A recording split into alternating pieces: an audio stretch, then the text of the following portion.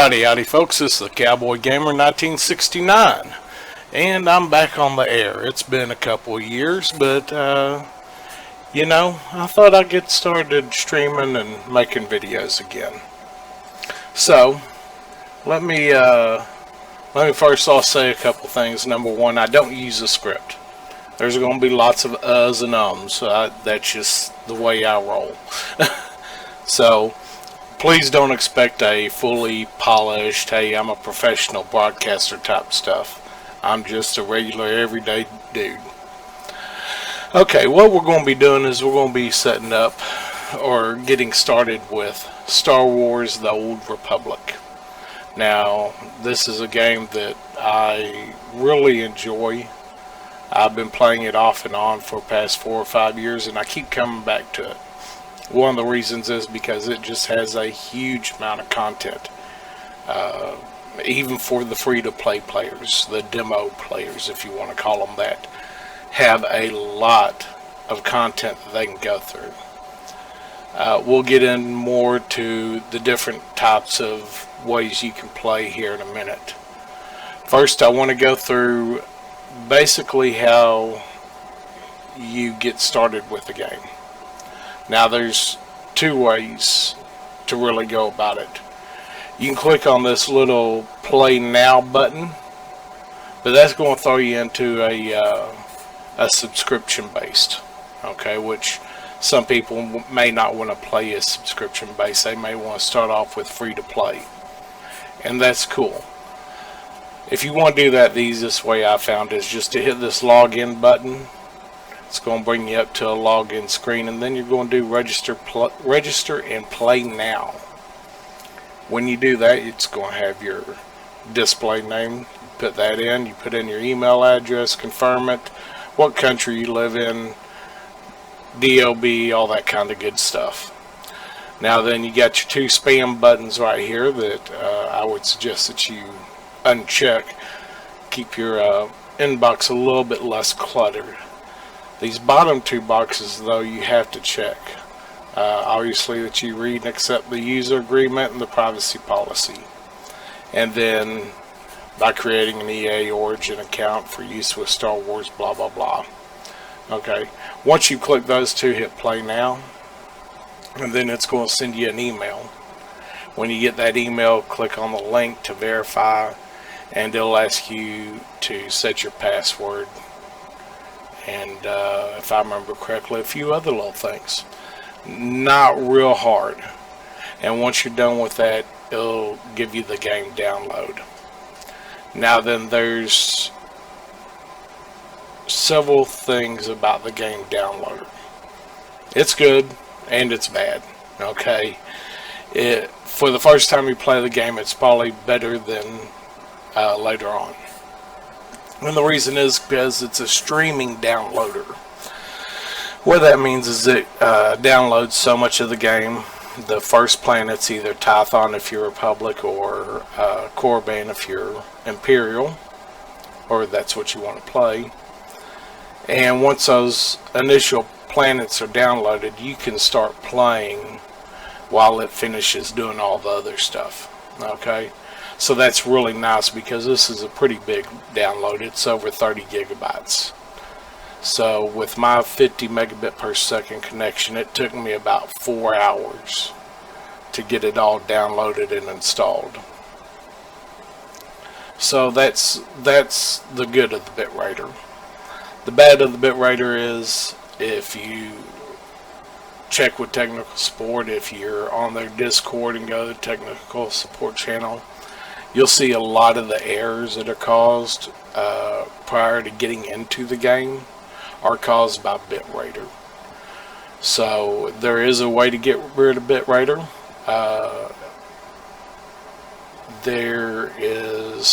You can find out real easy in the Discord.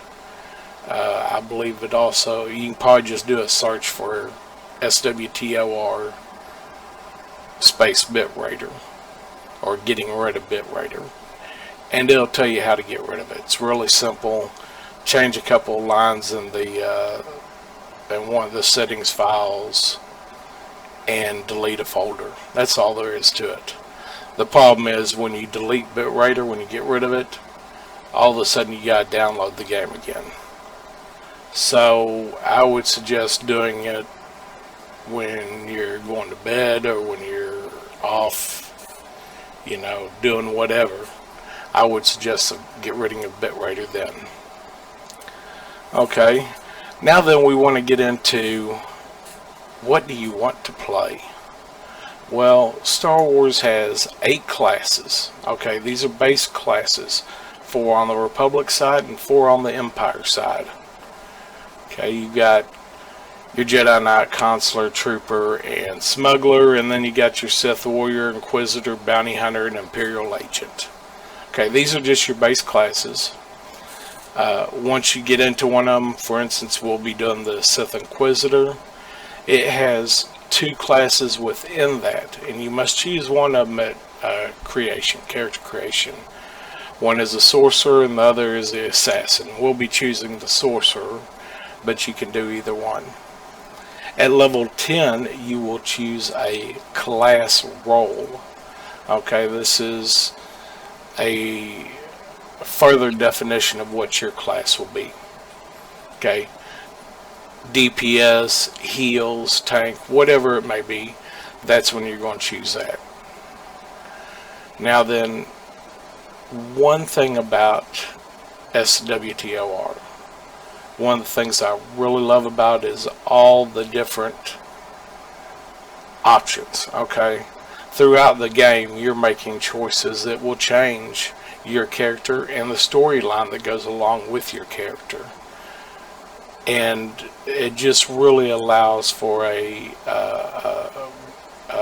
almost custom feel to each character, even though it'll feel like it when you played a few of them, it'll feel like, man, they're just all the same story. No, they're not. They're different, and your choices do make a difference.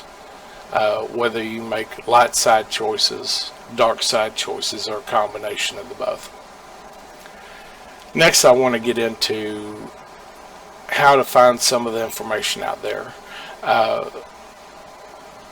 With all the different choices you make, I would suggest reading up on some of these websites before you start playing, to give you a better idea of what you want to do with your character.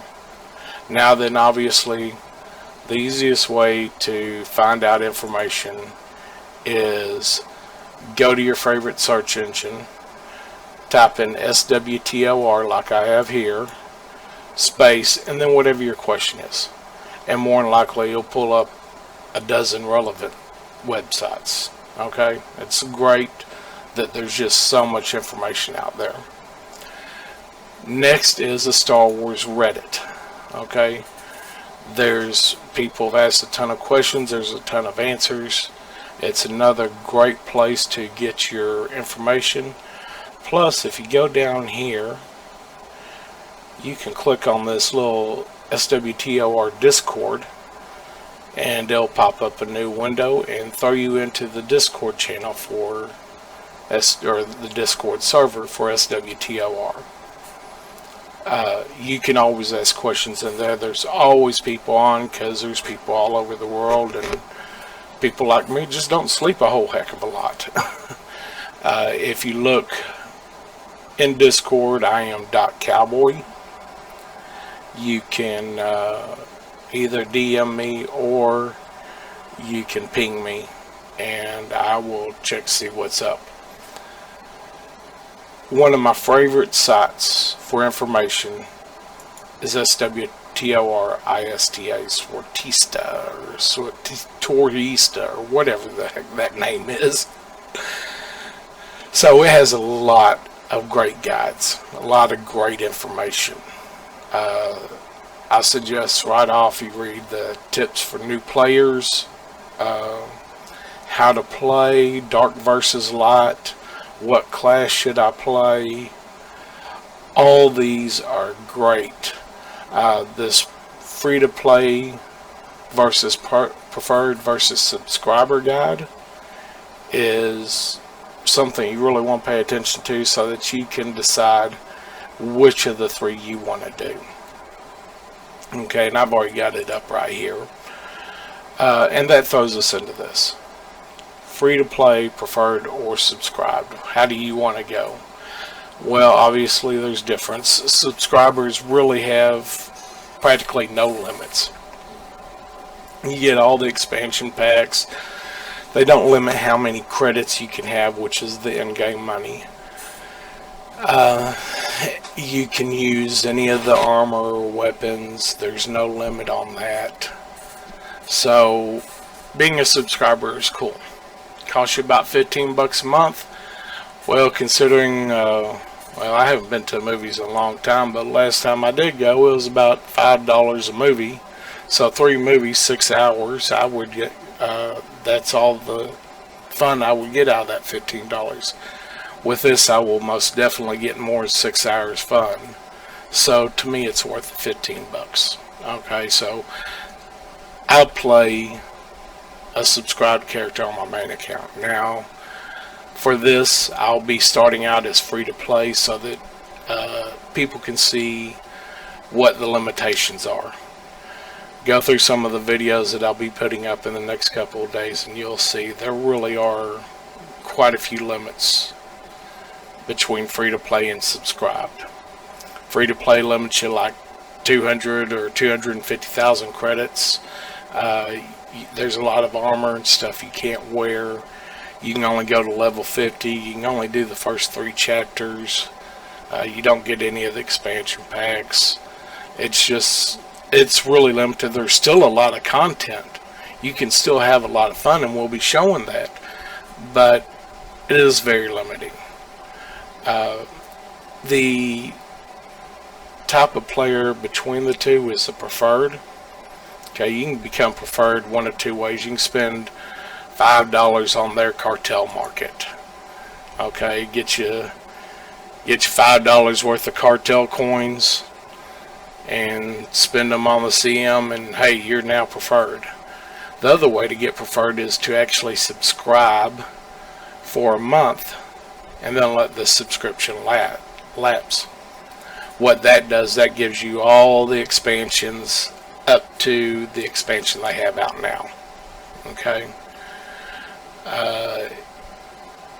it lets you use everything. You know, it's almost like being subscribed but not being subscribed anymore, although there are still limits. There's the credit limit. There are still some other limits, but you can go up to level 70. You can get the Knights of the Fallen Empire, Knights of the Eternal Throne expansions.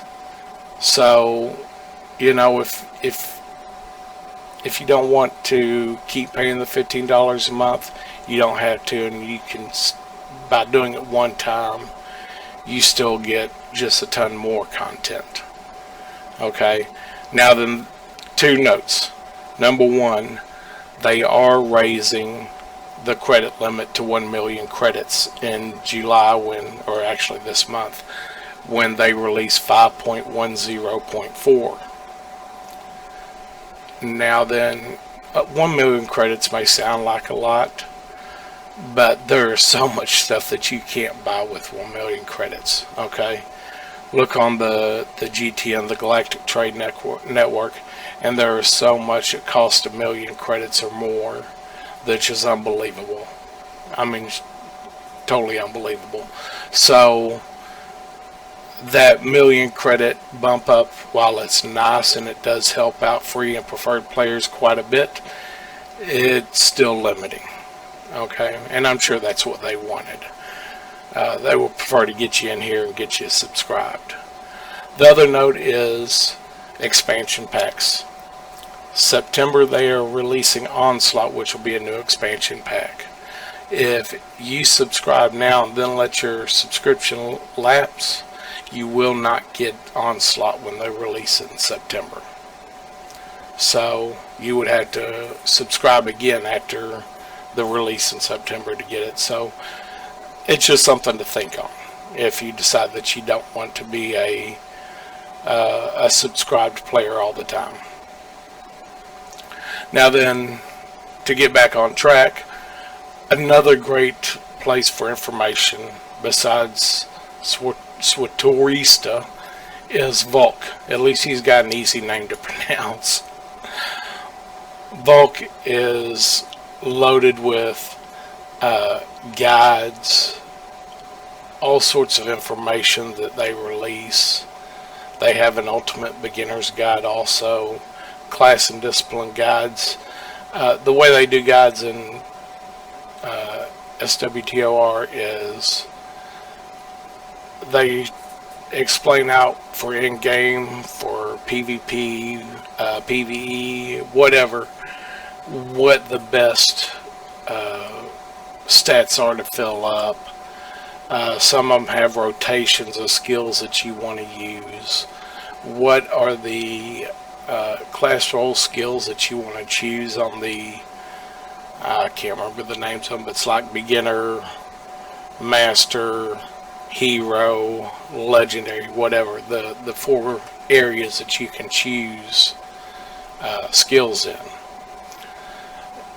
So the guides that you're going to get are really in-depth. Vengeance good for Vengeance versus other disciplines, the changes in each patch, the stat priorities for when you start gearing. These are the things that you want to prioritize. Abilities and priorities, some of your utilities, rotation, and then conclusion. Rotations are what they recommend for the order of skills that you use. Okay, these are some of your abilities. Probably should just clicked on the link. Now here's your rotation. They suggest that you know, that goes through the whole explanation of how you want to set it up. Okay, how you want to set up these for repeated use. Force charge or saber throw is your first skill, enrage is your second, and then your main rotation, which are those skills up here that you want on repeated. Toolbars, and then what to use in case this doesn't do that or something else, and then keeps going in the rotation and just keeps going through it all the way until the rotation's done and you start the rotation again. Now then, what I found is if you use 24 skills in a fight, that was a hell of a fight, because you're not going to use 24 skills in most fights. 95% of them don't last but a few seconds, and you don't use but a few skills. But like when you're doing PvP, when you're doing master mode, yeah, you can easily use all 24 and start them again. But anyways, Volk is a great place for information too. The last thing I want to show you is datacrons. Datacrons give you pluses to stats. They give you matrix shards with which you can combine them and get certain things. And you will sometimes see in general chat that people are wanting to do datacron hunts. Your guild, whichever guild you may eventually join, wants to do datacron hunts. Datacrons are fun to go look for. Okay, and these are this is a site that I use, and I will obviously put the link in the description for where the datacrons can be found. Okay, it also gives you walkthroughs, which is really nice, because like when you get to some of them, like this Drummond costs, I believe it's a +2 strength datacron. Yes, it is. You've got to go through a whole rigmarole to get to that datacron right there, because it's not very easy to get to. It's on top of a crate inside of a hangar, but it walks you through step by step what you need to do. So that's been a little bit of information about SWTOR. I hope it's been enough for you to maybe go look at some of these other sites and maybe decide, hey, I want to play. there are different servers to choose from, which we'll get into in another video. There are different things that can be done, choices to be made. If you ever want to holler at me, I play on SWTOR, which is one of the North American ones. And I look forward to seeing you in game. Y'all have a good one.